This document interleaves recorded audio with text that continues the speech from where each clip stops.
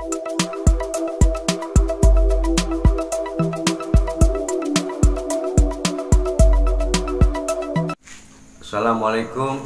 warahmatullahi wabarakatuh. Salam jumpa kembali bersama saya Ki Jabar Wisnu. Semoga para penonton semuanya dimanapun berada selalu dalam keadaan sehat walafiat dan selalu dimudahkan segala urusan dunia akhiratnya oleh Allah Subhanahu wa taala. Amin, Allahumma amin.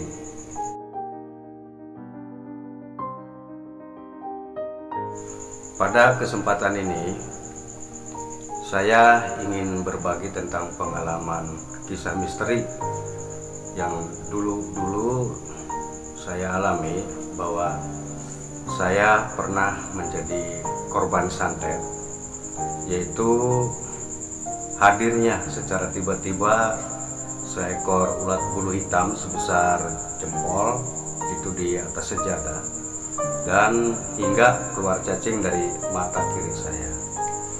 Bagaimana kisahnya? Silahkan disimak videonya baik-baik dan jangan di skip atau jangan dilompat-lompat. Selamat menyaksikan. Seperti biasa, marilah kita bersolawat Nurjati secara bersama-sama. Saya mohon para penonton jangan bosan, karena dengan sholawat Nurjati inilah kita berharap mendapatkan syafaat dari baginda Rasul Muhammad Shallallahu Alaihi Wasallam. Dan pada kesempatan ini akan saya tayangkan tentang kegiatan sholawat Nurjati yang dilakukan oleh sahabat saya yang ada di daerah Pemalang, Jawa Tengah. Dan alhamdulillah rutin dilakukan setiap malam Jumat. Ya, barangkali ada penonton yang kebetulan lokasinya dekat dengan wilayah alamat tersebut, ya silakan barangkali ingin bergabung. Allahumma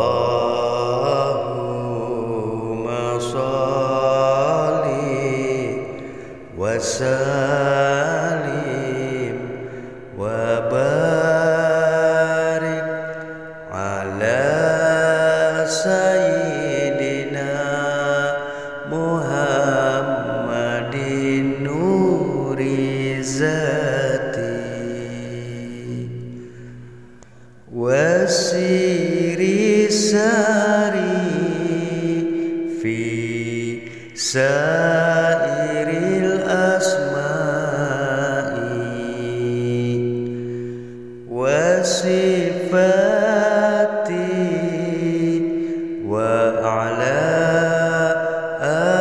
alihi wa sahbihi wasalim.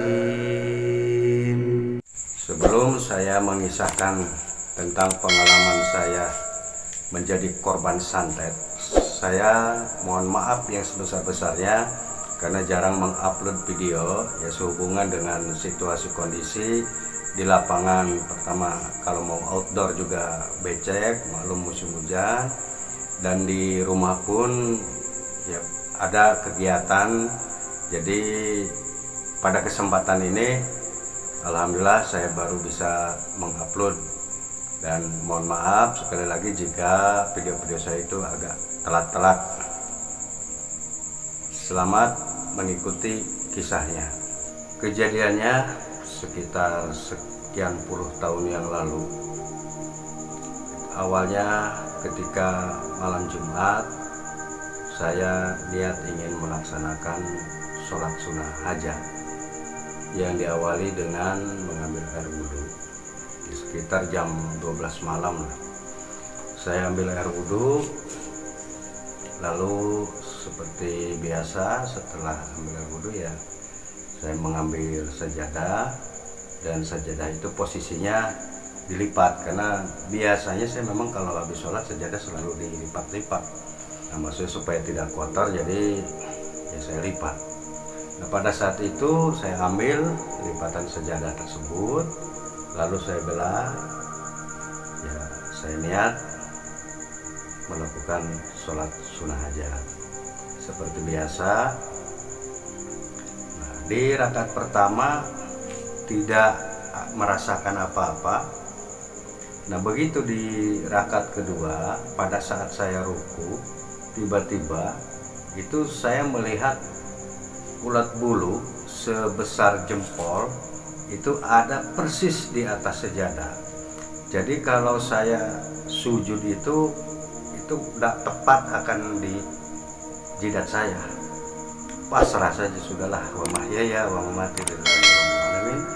Ya saya lakukan sholat, saya teruskan, saya tidak berhenti.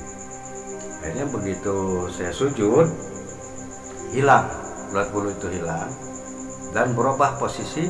Mata kiri saya itu terasa seperti ada sebuah, inilah bulu mata, seperti bulu mata ini nyelip lah gitu di mata.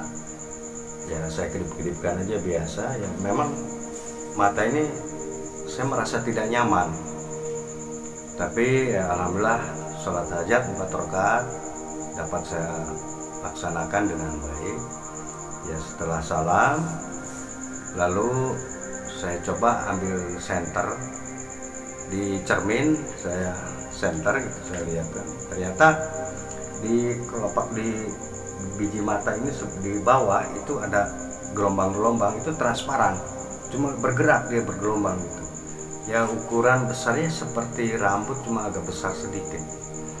Nah pikir saya kan mau diambil juga, saya keder karena tangan kanan megang senter, tangan kiri kan megang ini mata. Jadi gimana cara saya ambil? Dan alhamdulillah pada saat itu ada saudara saya, yaitu paman saya, Pak Kiai Manan, dan beliau kebetulan memang saat itu punya kuku jempol itu panjang.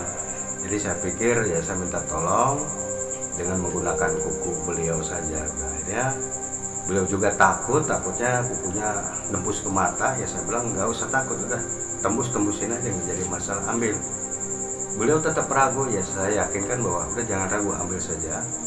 Dan begitu dibuka, diambil, ya ternyata memang cacingnya itu transparan. Ya seukuran 5 cm adalah panjangnya, kayak seperti selaput lah. Cuma dia bergerak. Ya alhamdulillah setelah itu cacingnya ya saya ambil, ya saya musnahkan kembali. Ya dengan izin Allah, cacing itu sirna. Entah kenapa maksud dan tujuan dari orang yang tidak bertanggung jawab tersebut menyerang saya. Itulah fenomena hidup di dunia.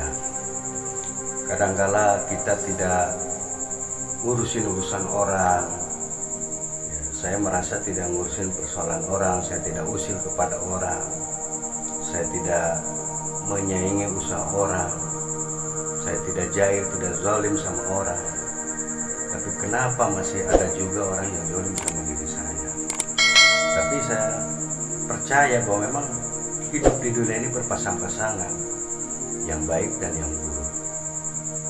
Nah, artinya kita hidup dimanapun, walaupun kita sudah berbuat baik, yang pro dan kontra itu pasti ada. Yang senang sama kita banyak, yang benci sama kita pun pasti banyak. Padahal kita nggak ngapa-ngapain, urusan orang nggak peduli, kita cuek. Tapi ada aja orang yang iseng menjalin diri saya. Ya ini akan terjadi mungkin sama siapapun. Makanya dengan kisah misteri yang saya alami ini mungkin bisa dijadikan, ya diambil hikmahnya lah, dijadikan pelajaran buat teman-teman semua, bahwa kita itu dimanapun berada pasti ada saja orang yang suka sama kita dan ada juga orang yang benci sama kita. Oleh karena itu ya sebaiknya kita selalu tetap berbuat baik kepada orang lain, dan wasilahnya yang kita dawamkan sholawatnya. Ya alhamdulillah dengan sholawat Nurjati ini ya intinya selamatlah dari mara bahaya. Itu baru salah satu yang saya alami, dan masih banyak kisah-kisah lain mara bahaya yang akan menghantam saya, dan alhamdulillah selamat. Itu banyak kejadian-kejadian yang saya alami, dan pasti kelak ke depan akan saya ceritakan semuanya. Pada kesempatan ini saya berpesan kepada teman-teman teman-teman, para sahabat dimanapun berada, para pencinta sholawat Nurjati, jangan bosan-bosan untuk selalu melakukan wirid ataupun zikir sholawat Nurjatinya. Karena menurut pengalaman saya, renungan saya, bahwa karomah itu hanya akan didapat dengan cara kita berjerih payah, dengan cara kita beristiqomah. Memang sangat berat untuk kita melakukannya karena halang rintangnya udah pasti aja ada, bahwa kita itu, setiap manusia pasti memiliki rasa malas. Rasulullah SAW pun pernah bersabda bahwasannya semua penyakit yang ada di dunia ini itu sudah pasti ada obatnya. Tetapi hanya satu penyakit yang tidak ada obatnya, yaitu adalah penyakit malas. Makanya dalam hal ini saya selalu tidak bosan-bosannya memberikan motivasi ya untuk membangkitkan semangat kita dalam wirid, dalam zikir, bersolawatnya. Ya karena dengan inner power, jadi kekuatan yang ada dari dalam, itulah yang akan mampu kita untuk menangkis rasa malas tersebut. Karena rasa malas itu tidak bisa dihapus dari luar, jadi harus betul-betul keluar dari niat, dari hati kita sendiri. Maka kita harus bisa melawannya untuk melaksanakan apapun yang kita kehendaki supaya terhindar dari rasa malas. Oleh karena itu dihimbau oleh para guru-guru kita bahwa kita selalu untuk berkumpul dengan orang-orang soleh, selalu kita mendengar tausiah-tausiah. Kenapa ya? Karena iman itu fluktuatif. Iman itu kadang naik, kadang turun, kadang semangat, kadang malas. Ya ini kalau lagi malasnya inilah, kalau kita sering bertausiah, sering silaturahim ke para solihin, ya insya Allah jadi semangat kita beribadahnya itu selalu menggebu-gebu.